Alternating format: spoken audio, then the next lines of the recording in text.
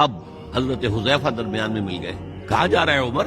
کیا ہے محمد کا؟ بس میں قصہ پاک کرنے جا رہا ہوں صلی اللہ علیہ وسلم. وہ کہ تم محمد کو جا رہے ہو قتل کرنے، اپنی بہن اور بہنوئی کو تو جا کے دیکھو، وہ ایمان لا چکے، فاطمہ بنت خطاب اور سعید ابن زید. اب جو انہیں غصہ چڑھا ہے، آگ بگولا ہو کر آئے، دروازہ پیٹا ہے.